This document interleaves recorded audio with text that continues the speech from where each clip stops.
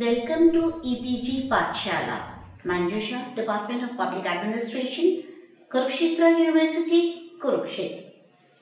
Today we will be introducing the students to the concept of zero-based budgeting. Students, to start with, ZBB is a budgeting technique. In ZBB, every item or every scheme should be reviewed critically and started from zero before it is included in the budget. It involves a total re-examination of all schemes afresh, that is from zero level. This system was developed by Peter Ferrara in 1969. Later, he wrote a book on zero-based budgeting process. It was introduced in USA by President Jimmy Carter in 1978. In India, ZBB was introduced in Department of Science and Technology in 1983 and other ministries in 1986 and 87. Though it has been said that E. Hilton in 1924 talked about this concept. He was of the view that dead activities are being fed while alive activities are hungry. As I've already said, there is a re-examination of all the schemes. What I really wanted to tell you, the students, that is, we have to start all over again. Not only we have to start all over again, it needs a complete rethinking. It needs a complete redirecting. We have to cut up from the past. We have to start from the present. Every item of expenditure needs a new look. Students, let's have an insight into the brief history of ZBB. ZBB gives an impression that taxes and spending will be more accurately checked because it is used as an instrument of budget, with the help of which the budget figures of a selected year are considered to be starting from zero. The concept of ZBB is easy to understand and identify changes in quantitative data. It is a concept which remained under criticism due to difference of opinion of exact in government bodies in different nations across the world.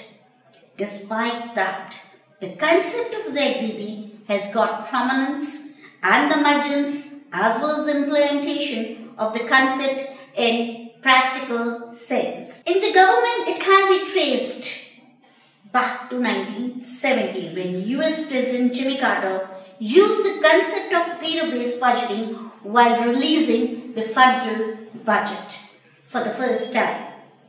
In this respect, it could be called as a reform in budgetary system.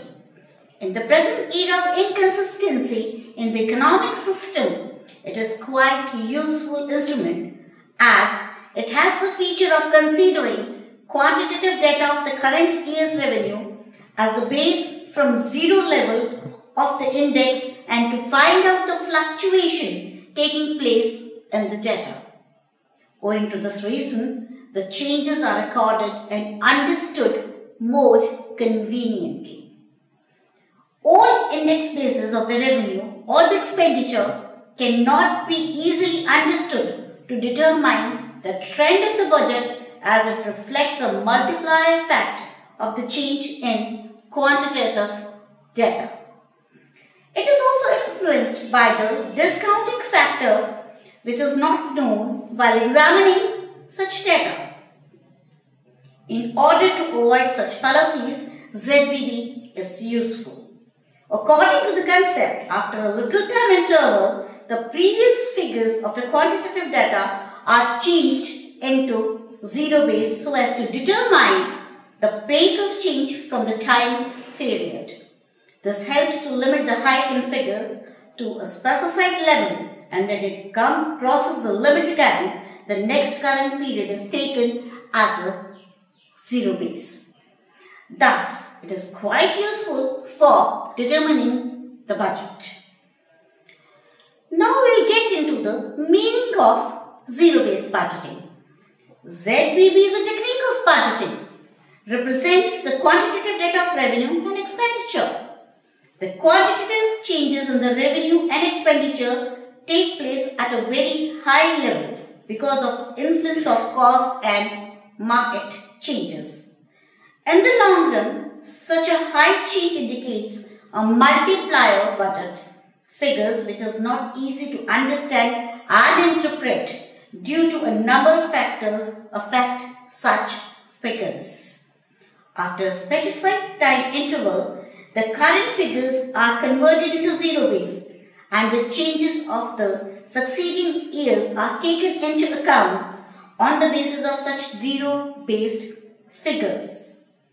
Zero-based budgeting is entirely different from traditional budgeting because the former is in the process of recording the quantitative changes taken from a decided timing index, while the later considers the quantitative figures of the revenue of the recent past years on the basis to determine the addition made on such figures.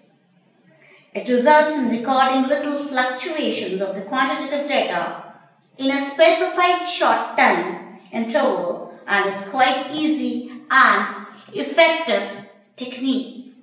Regarding the definition of zero-based budgeting, as said by Surrett, define it as it is technique which complements and links to existing planning, budgeting and review processes.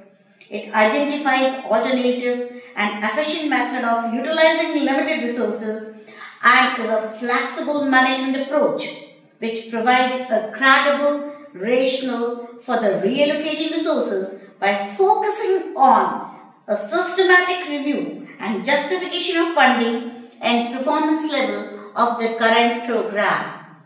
It can be stated that zero-based budgeting is a budgeting method where every expenditure must be justified in every budget cycle or in a short time interval.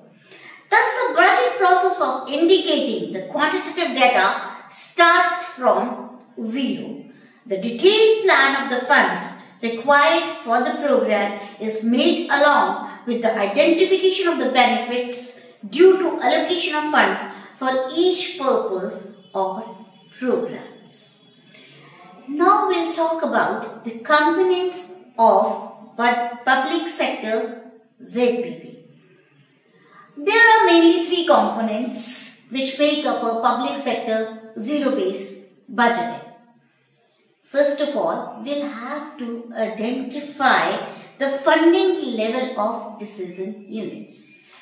There can only be three funding levels in this case. One is the zero-based level, second is the current level, and then the third one is the enhanced level. After deciding the funding levels, we have to determine the impact of these funding levels, that is the zero-based level, current level and the enhanced level on the programs of the decision unit for which the budget is prepared. Then when we have already have the funding levels, we have determined the impact of the funding level. The third point which needs importance is that we have to rank the decision packages for these three funding levels. That is the zero level, the current funding level and the enhanced level. Before we really talk about the steps in zero-based budgeting, it is essential to have a look into the distinction between traditional budgeting and zero-based budgeting. Regarding the distinction between the both, we can have the following points into consideration. First of all, it's the definition which makes a difference between or distinction between zero-based budgeting and traditional budgeting. In case of definition, we can say that traditional budgeting, the index of quantitative data of the long past is taken as the base. While in case of zero-based budgeting, it considered the quantitative data of the budget cycle at zero level. Then the second important point which needs attention in this case is the focus. Focus of traditional budgeting is on increase or decrease of the expenditure, while in case of zero-based budgeting, the focus is on cost-benefit analysis. Then the third point relates to the emphasis. Determining the trend of increase or decrease emphasizes mainly to depict how much, while in case of zero-based budgeting, it is concerned with the cost and benefit, why there is need to increase or decrease, why there is need to spend any money at all. Then there is the fourth point, in this case will be the communication. While in case of traditional budgeting, it is always saying that communication is usually vertical, while in case of zero-based budgeting, it is vertical and horizontal both. Last but not the least is the approach. The approach is to take past for granted in case of traditional budgeting, while in case of zero-based budgeting, the quantitative data of past is questioned on the ground that why these activities should be taken into consideration. Students, now we'll be talking about the steps involved in zero-based budgeting.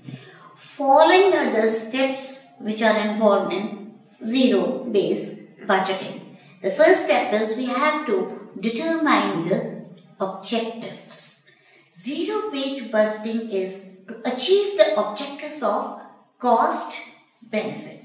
In this regard, while initiating to the zero-based budgeting, the first step is to determine the objectives which include measures and the alternatives to reduce the component-wise cost. Based on such alternatives, the need of the zero-based budgeting quantitative data is picked. The second step, after determining the objectives, the second step will be the extent of coverage. Based upon the budget need in terms of cost-benefit analysis, the next step is to identify the extent of coverage of zero-based budgeting, which is related to identify those areas where there is need to determine the implementation of zero-based budgeting. After deciding the extent of coverage, the third step is develop the decision units. Decision units refers to the department, area, activity or program which is or are identified for ZBB.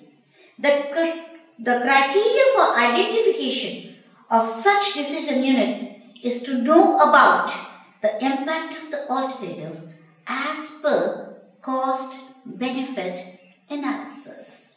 It can be stated that for the convenience in understanding and analysis of the cost-benefit according to the alternative expenditure measures, the ZBB is implemented only on the selective decision units. Then, after developing the decision units, the need is to develop the decision packages. The step regarding developing the decision packages in ZBB process is of key relevance. Such a decision is quite relevant for the selection of decision units, which gives the freedom to come out with the alternative to achieve. Last but not the least is the preparation of budget. Based upon the above steps. As I have said, determining the objectives, then extent of coverage, developing the decision units, developing the decision packages. Now is the turn to prepare the zero-based budget. That is the preparation of zero-based budget. That is the last step to prepare the budget for the selected decision units based upon the maximum cost benefit of the alternative chosen. After knowing the steps related to zero-based budgeting, now it's turn to know about the benefits related to zero-based budgeting. Zero-based budgeting is a dynamic concept of the budgetary decision. It is advantageous in terms of accuracy, efficiency, budgetary inflation, coordination, and in other so many ways. The advantages of zero-based budgeting are: number one, accuracy. As I have already said, accuracy. Zero-based budgeting makes every department re-look, rethink of each and every item of cash flow and computes operation cost. It differs from the regular method of budgeting, as later involves just making some arbitrary changes to the previous year budget, which is not the basis of the zero-based budgeting. In this way, zero-based budgeting is more accurate, and to some extent, it helps in cost reduction also. It also gives a clear picture of the cost against the desired performance. After accuracy, efficiency is one of the benefits which can be drawn from ZBP. ZBP is not at all based upon the historical numbers, and as such, it helps in efficient allocation of the resources to all the departments. It is the concept which is based upon the actual numbers. Then, reduction in redundant activities. Yes, zero-based budgeting leads to the identification of the opportunities and more cost-effective ways of doing things by keeping all unproductive, redundant things as well as the activities aside. Hence, it is a technique which reduces all such redundant activities. Then, budget inflation. Zero-based budgeting overcomes the weaknesses of incremental budgeting, of the budget inflation, as it justifies each and every budget line or action. Thus, it is instrumental in terms of overcoming the inflation. Coordination and communication.